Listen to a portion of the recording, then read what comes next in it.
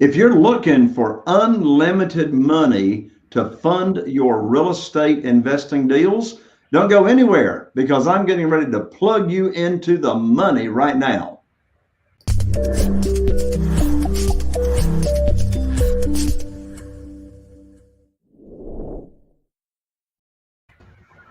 Well, hello there. I'm Jay Conner, the Private Money Authority, and I want to welcome you to another episode of Real Estate Investing with Jay Conner.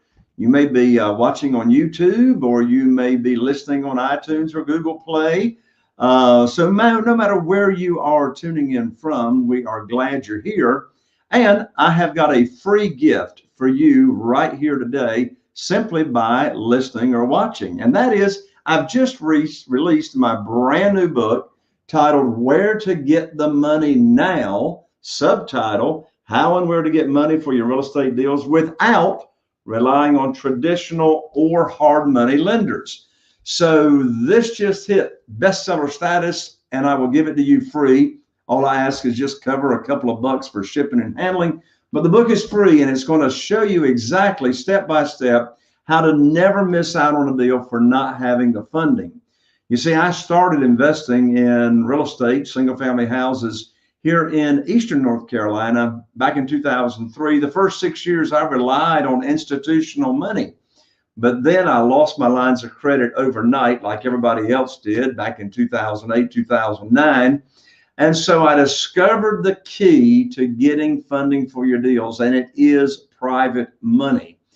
And so I was able to raise $2,150,000 in private money in less than 90 days. And since that time, in January 2009, I've never missed out on a deal for not having the funding. And now you can enjoy the same success.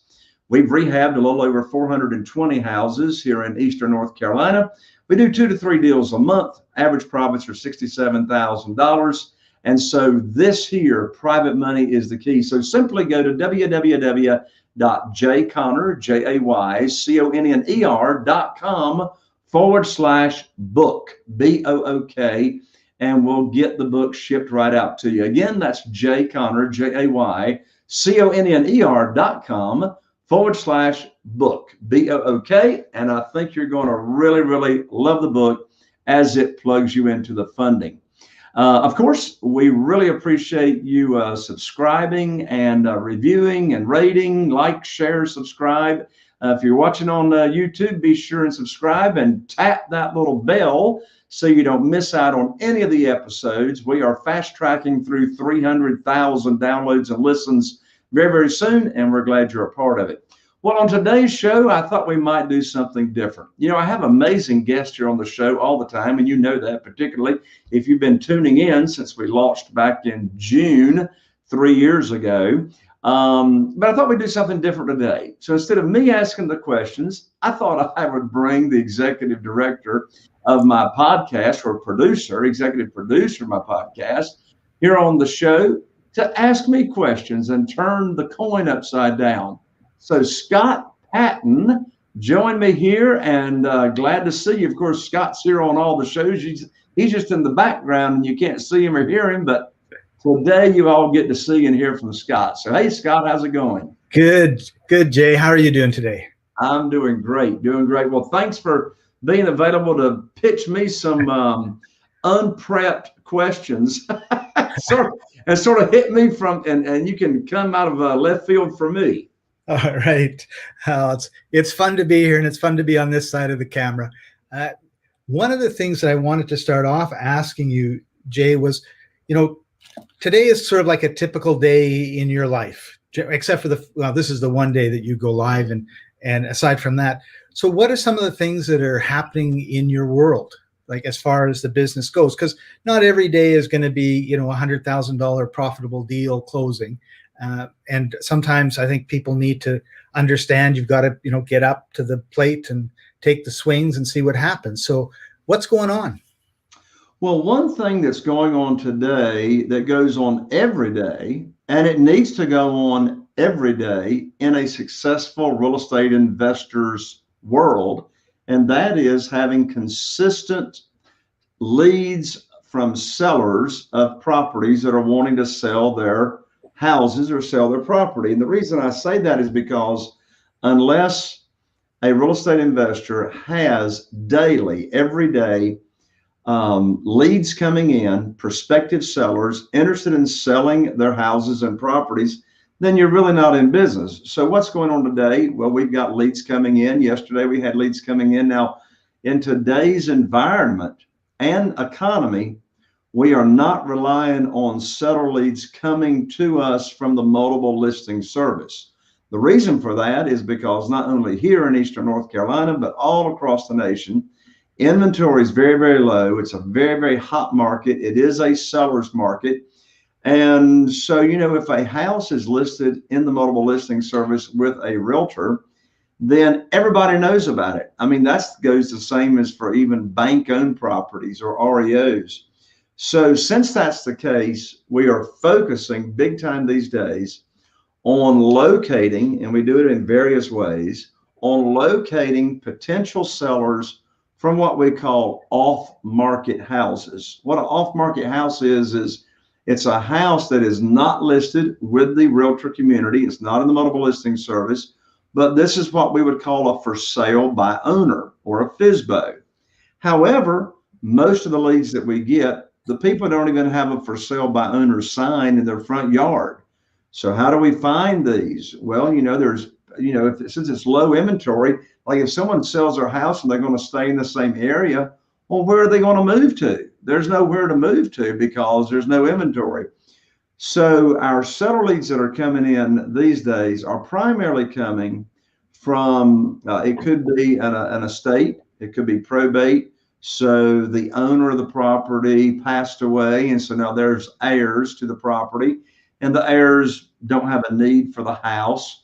So that's a consistent source that we have of leads these days.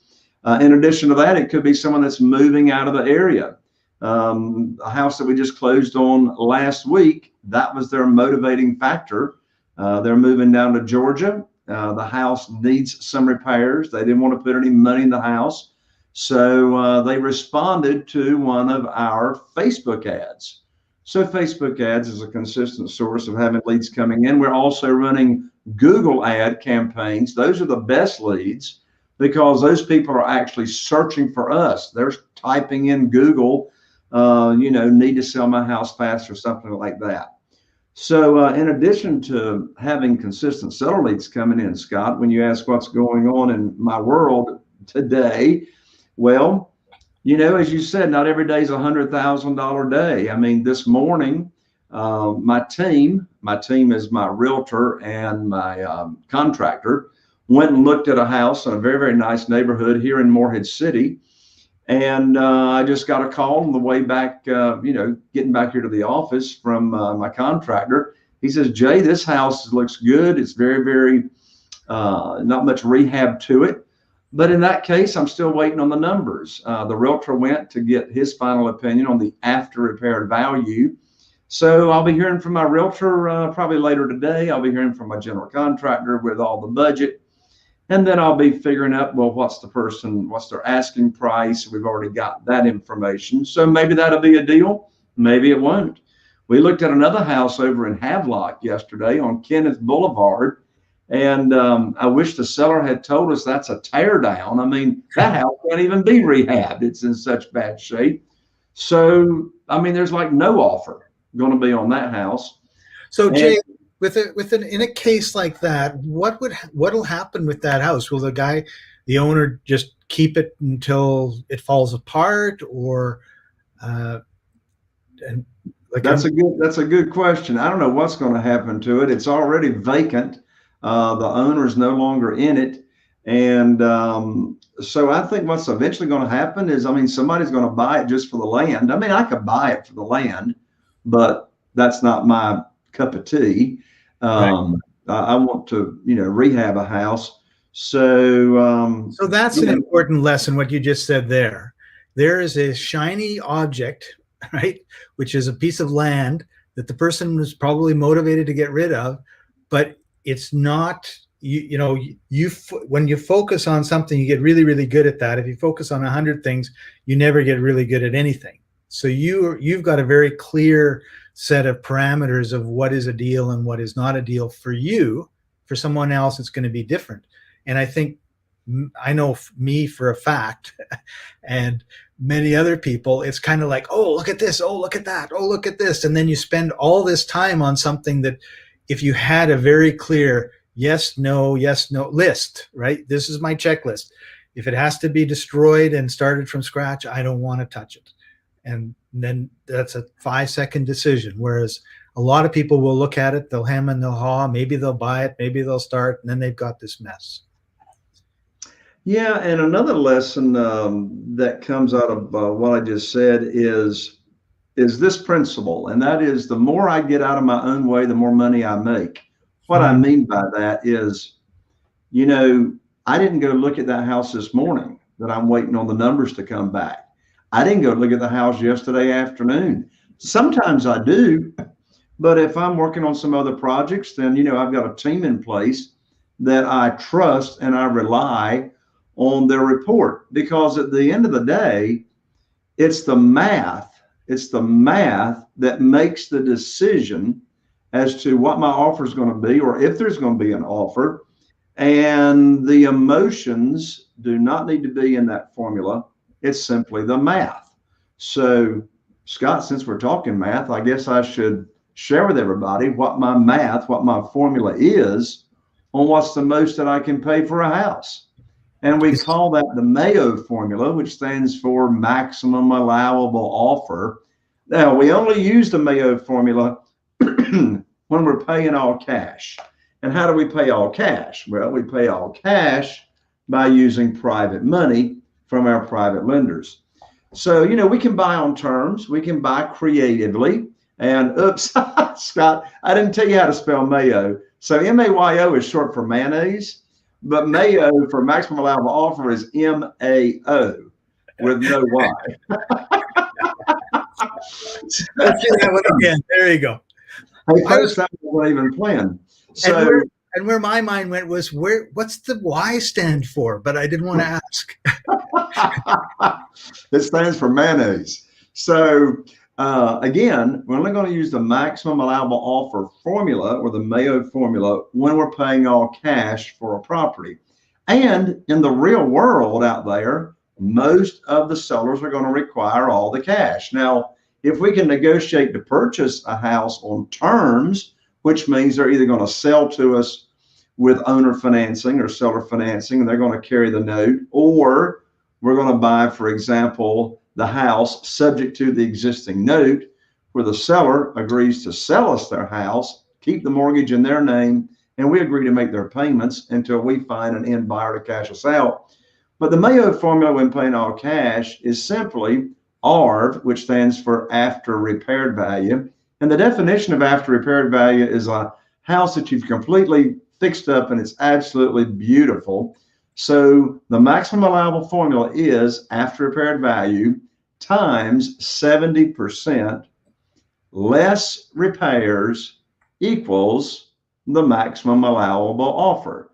So again, the Mayo formula is after repaired value, or ARV, which means the house is totally fixed up in beautiful condition, times 70% less repairs equals maximum allowable offer. Now, I don't offer the maximum allowable offer number. I typically will throw in an extra $10,000 less than the offer for the unexpected. We got this guy named Murphy that shows up, and he's named Murphy because you all know the old rule: if anything can go wrong, it will. That's Murphy's law. So there's always the unexpected. Repairs always cost more than they are estimated to be.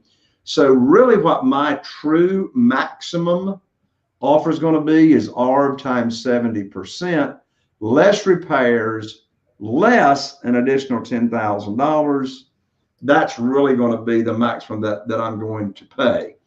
But anyway, Scott, I'm not sure how we got off on all that, but I did want to talk a little bit about the private money and what happens when you're paying all cash. Right. And so you brought up private money, and of course, you never go to the bank for financing. No. So let's suppose, for example, that the house that is falling down was actually in really good shape. I mean, good enough shape that it would take a little bit of paint here and a little bit of sprucing and cleaning there, and it would be good. And the amount the person wanted was in a reasonable level. Where are you going to get the money? Because you just looked at the house now. Hopefully he can close in 7 or 14 days. That's an awful short period of time to get the money. The bank's not going to give it to you, and of course you don't want to go to the bank. How does that work? Yeah. So in doing business with our private lenders, and so my wife, Carol Joy, and I, we've got about 45 individuals. I mean, just to be clear with everybody, what is private money? Well, private money, I call it relationship money. You're actually borrowing money from an individual. So we're not talking banks, hard money lenders, institutions of any kind. We're doing business with individuals. And so a private lender is an individual that loans money to the real estate investor, either from their investment capital or from their retirement funds. A big part of the success of private money is having a relationship with what's called a self-directed IRA company. And I recommend Quest out of Houston, Texas. And so what individuals can do is they can transfer or roll over penalty-free, tax-free, their existing retirement funds or a portion of them over to a self-directed IRA company like Quest. No tax effect, no penalties, and they can loan out money to us real estate investors and get their returns either tax deferred or tax free.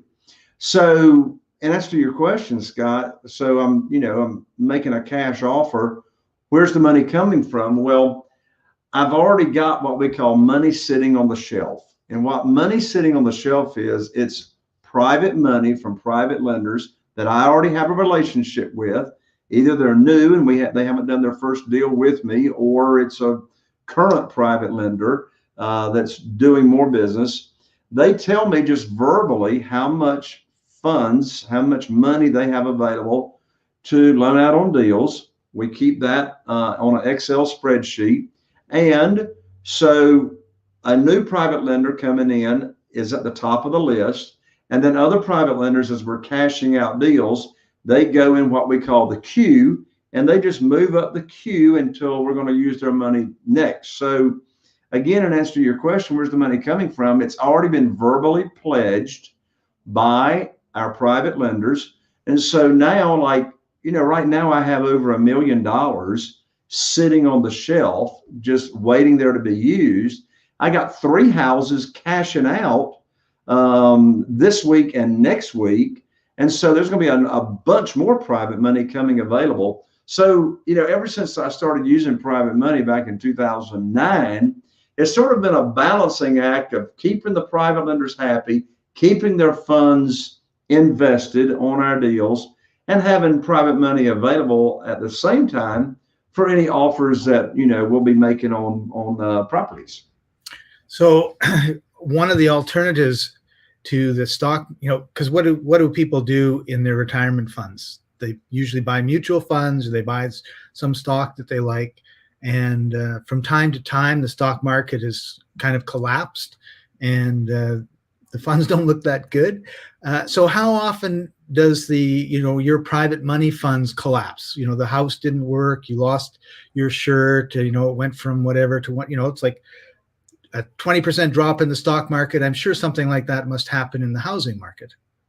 So the last time we had a major correction in real estate values of houses across the nation was back in 2008 and 2009. Now here locally, we had a price drop over that period of time of about 20%. But here's the thing with real estate, it doesn't happen overnight. Typically, there is a time frame of a decreasing in values. So it's for that reason that I practice, and I also coach and train my real estate investing students all across the nation, that we don't want to, when paying all cash for private money, we don't want to borrow more than 75% of the after repaired value. The reason for that is what I just said.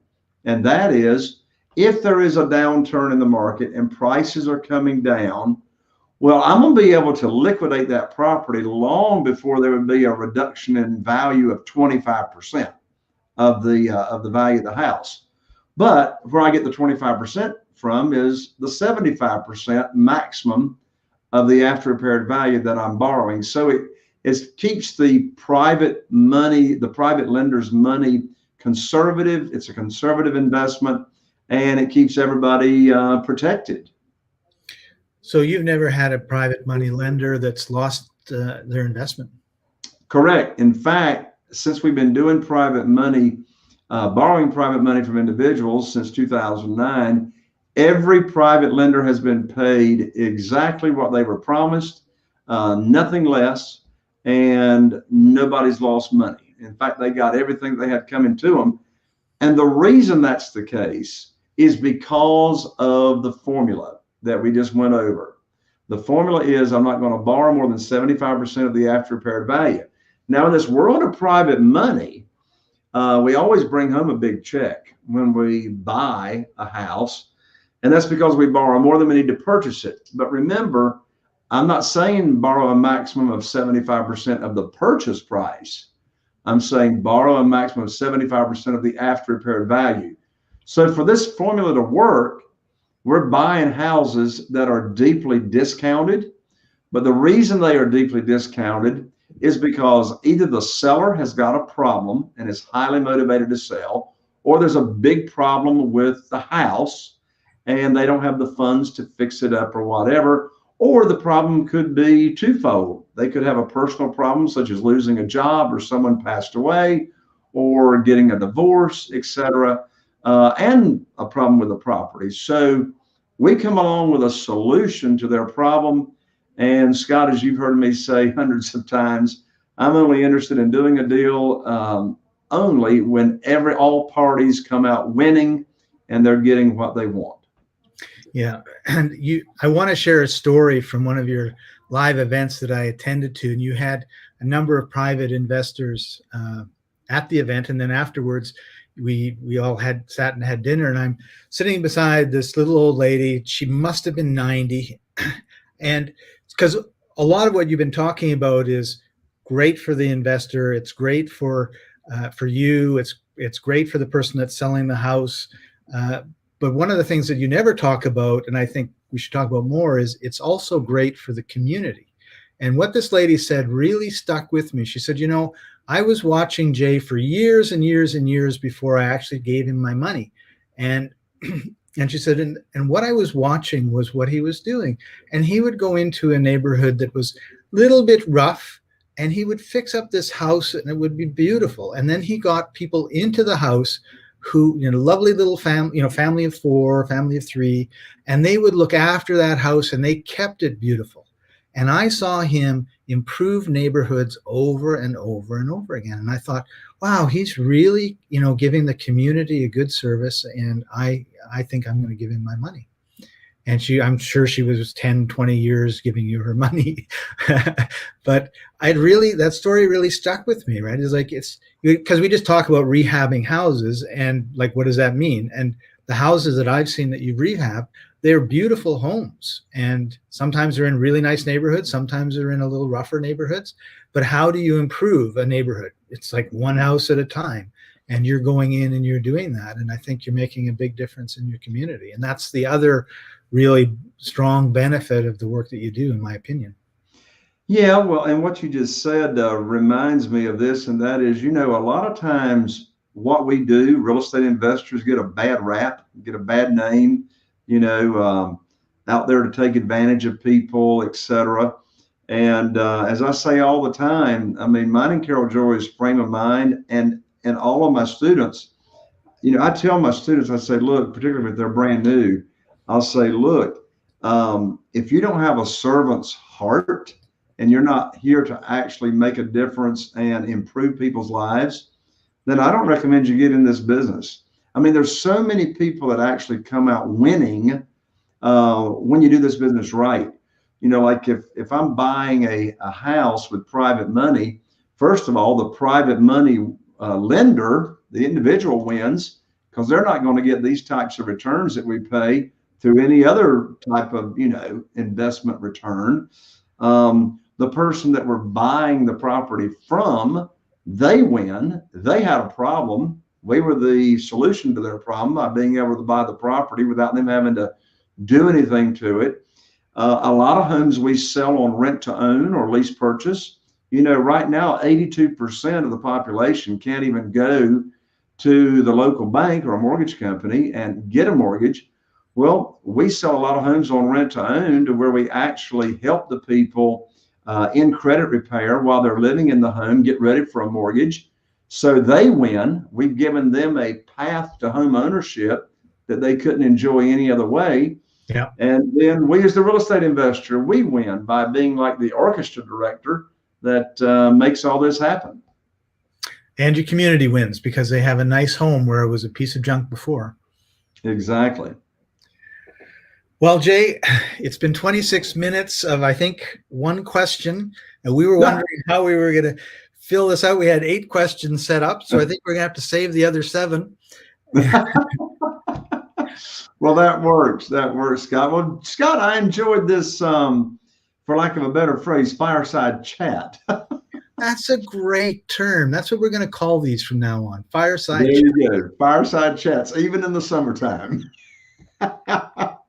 Hey, Scott, one more time, just in case people were tuning in later. Free book, folks. My book just came out, Where to Get the Money Now. So this is going to show you step by step exactly how I get private money to fund my deals and how you can too. You can go claim your free copy at www.jayconner.com/book, BOOK. Well, Scott, thank you so much. Had a great time. And again, folks, we appreciate you subscribing, liking, and sharing, giving us reviews and 5 stars and all that kind of good stuff. And if you're watching on YouTube, be sure to subscribe and tap that little bell so you don't miss out on any of the upcoming future episodes. Well, there you have it, folks. I'm Jay Conner, the Private Money Authority, wishing you all the best. And here is to taking your business to the next level. We'll see you on the next show of Real Estate Investing with Jay Conner.